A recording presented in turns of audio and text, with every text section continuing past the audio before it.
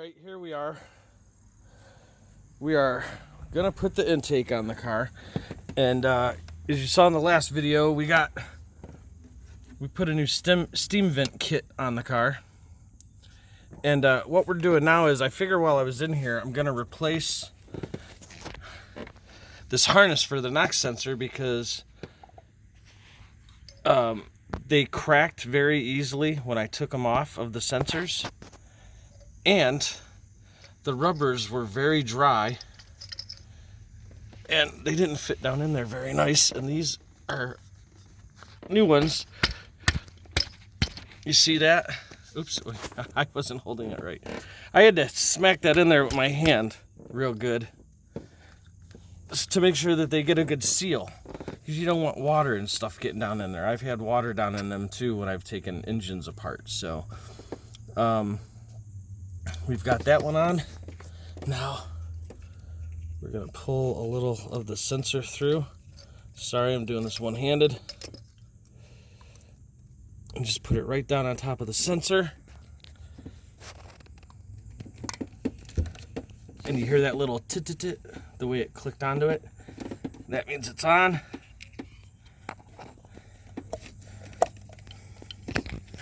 I'll try and do this again.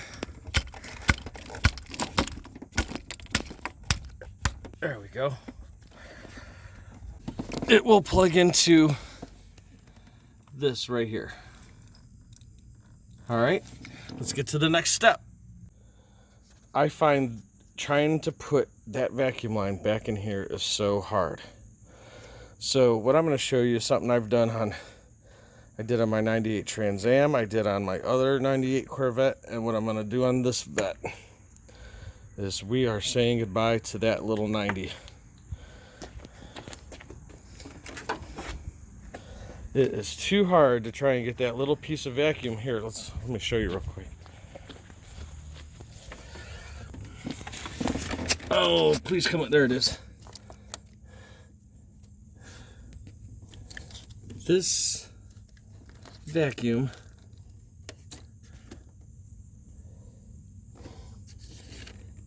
line right there. Trying to get your hand in this space here back there to put that on is such a pain. So what I'm going to do, what I want to show you that I do, is I have here some, come on, focus,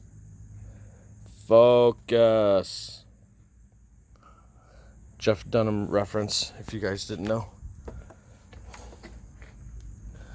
We got some 5/32 4mm vacuum line, and I'm just gonna pop this on right here. 1 second, and then I will cut that about right here. That's probably a good 6-7 inches or so. I'll cut it right there. That'll give me a long enough lead to be able to put on that vacuum line. Makes it a lot easier to put it back on, and it won't kink it, it won't mess it up or nothing. I've never had a problem. And now next what we're gonna do is put our gaskets back in the bottom of the intake. You see that notch right there? That notch is right there. Oops, I keep moving the camera away. Sorry about that. Well, you get the idea. Let me set this down and we'll get all 8 of them back in. The old ones I gave up on. For the lousy few dollars that it cost, I went and got new ones to put on. I don't know if and when this will be taken apart again, so let's do it right the first time. Alright, now we're ready to set our base back down. I'm gonna have to get the old stand out for the camera. Okay, so we got our steam vent kit on, we got our new knock sensor harness in, and remember, we made this little rubber piece here, or not made, we didn't make it. we cut this down about 6-7 inches because it's too hard. Look, this is even set all the way back in there, and look how difficult it is to get your hand in there. So now where'd that vacuum line go, man? Oh, there it is. See what I mean? It's you can't even see back in there. So having a little vacuum line on here really makes a huge difference. And I will put that on there as far as I can. So that's one thing. The other thing is we've got a map sensor to put on. We're gonna put it on, slide our intake back, and put it right down here in the slot, right where it goes. Just like that. Now the only thing that's left that will still be hard no matter what is the brake booster vacuum. GM, these little plastic pieces here, man, I want to punch you in the face. These things don't do nothing but scratch a mechanic's hands up. He's in here trying to work. So what I just did, what you saw is I took that vacuum line off of the brake booster. I'm going to pull that through like so. And get it here to a spot that makes it easier to put on. There we go. Now, come on. One more notch back. There we go. Oh, we got it. Always put the back ones in first, though. I can't believe I forgot about that on these vets.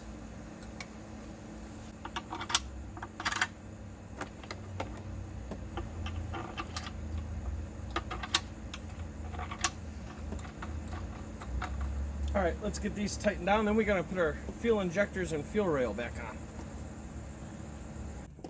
Okay, so got our intake mounted down. We've got the fuel injectors back in place and all of them plugged in.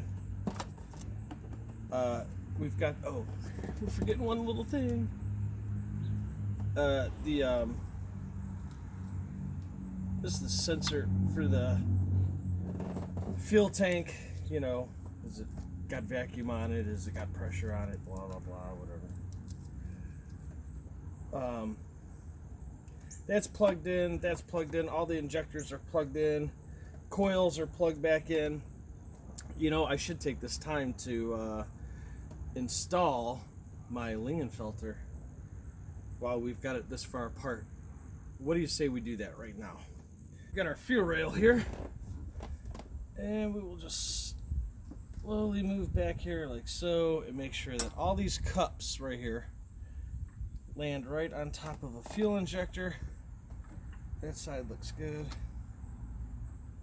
This side not so bueno. Easy.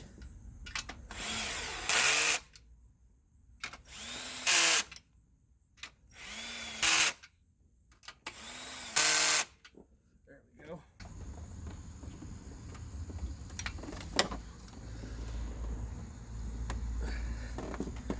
I like to just get them to swing back and forth a little. There we go. That way you know that the O-ring is nice and seated all the way around. It's a Lingenfelter LNC 2000. This is what we're using for a 97 to 04. It might go up higher, but I know that that's what this called for. And what the shop wanted me to put on before I came in for a retune. Now that we're running nitrous, been running nitrous, we're going to redo the computer. We're going to tune the computer as much power as this can handle, and what the control box will do is that when I hit the button in the car and I'm holding it in to use the nitrous, as long as I'm holding that in, this will retard the timing for me, so that we don't see any knock. And also we can, on the other side of it, we can set it up so for launch. So we're going to take, because it's an automatic car, with a little bit of a stall on it. What we're going to do is we're going to take it down to the lowest setting, 1500 RPM. We should be able to put it in drive, hold our foot on the brake, which will activate the box, and then give it gas up to, once it starts hitting 1500 RPM and it's wanting to go, it should pow, pow, pow, pow, you know. I've thought about it, and I think I just want to take and mount this box right inside the battery box, like so. Just like that is where I think I want to mount this. So that's what we're going to do. And I have not hooked up one of these before, so, but from what I'm looking at here, it doesn't look like it matters what side is which. So this one does seem a little longer, so we'll hook up that one up there, and we'll put this one right here. But anyways, this is pretty self-explanatory. This is going to plug into our coils, and then from the computer, the harness, let's tuck this so we can keep it all as low as possible and not in our fuel rails. That should be safe like this. And that part is done. And we've got some wires here that this is all going to have to go to the inside of the car for the nitrous controllers, what I'm hitting the go-go juice with and stuff like that. And then we've got to run wires for our foot brake, but we're not at that point. We're concentrating right here. But since we were working here, we've got this part of it done.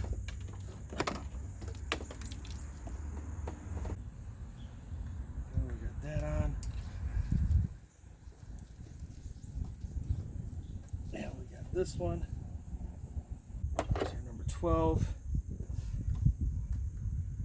So what I do is I got a number 12 here to hold the T in place so that it doesn't spin on us. And then I can use the 14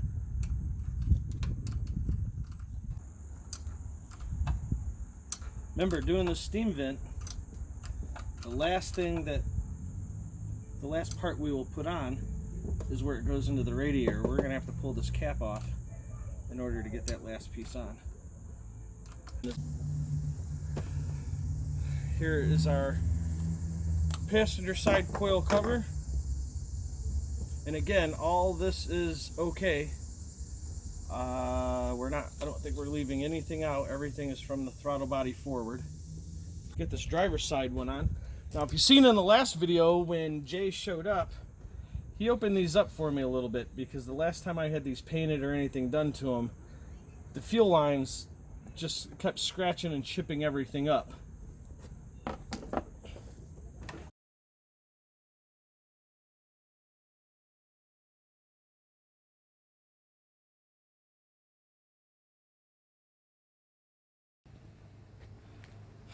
Well, that's it for this video. We got the intake on, got the coil covers on, put everything back together. Now I figure while I've got it this far apart, might as well start installing and getting my new the new solenoids in for the nitrous kit. So that'll be in the next video. I hope you guys are still being good and kind and loving one another. Man, peace. Have a great day. We'll see you in the next one later. So, besides with all the mess on the windshield, we got the nitrous system hooked back up into the side of the new Halltech. We got the new airbrush coil covers and intake on, which I'm sure you've seen that in the last video. But in this video, I was concentrating more on hooking up the new solenoids and stuff like that, which there's a reason that one's upside down. Tomorrow I'm gonna have to go to Jamie's shop where it's dry or something. I don't know what we're gonna do, but I'm kind of done for now. I've had enough and pretty irritated with it. But here in just a second. But here's the Lingenfelter. It's tied into the two coils, and we have 4 wires here. Now, mind you, this is an automatic car. But I actually need to come over just a little bit because I need to be able to get to these with the little mini screwdriver that came with it to set it for settings. Now I did set it now for launch, but all these wires here, well, not all of them, but some of these wires here are to be for arming when I hit the nitrous button to go, go, go. That's what one of those are for. Another one is for activation, so when I hit the brakes, I'm going to have it set up so when I hit the brake pedal, it will arm it. But I'll also have a switch to turn it on. But this is where we're at, and I really apologize for missing the last 3 hours of everything that I did, because I know this is a huge jump in what you see, but I did not mean to do that. I had no idea that the video had stopped, pretty much right after I started to record, I'm assuming, because there's no file for it or anything on the phone. It's done. So that was a lot of wasted time on recording that video to get for you guys, and basically just to finish showing you the steam vent, getting the fuel injectors in, all that stuff that I did. So I'll piece this together the best that I can, and I apologize for it. So anyways, thanks for watching. Thanks for stopping by and visiting again. This was an exciting thing, but it is a little depressing that we didn't get any video footage of it and stuff like that. So what I can tell you is that I do have to do the same exact thing on the Camaro. That intake and everything has to come back off again still to thread tape and tighten down the oil pressure sensor. So we're going to do that. Thanks for stopping by. Thanks for watching. I'm sorry. I really am sorry that I missed out on the last 3 hours of video footage.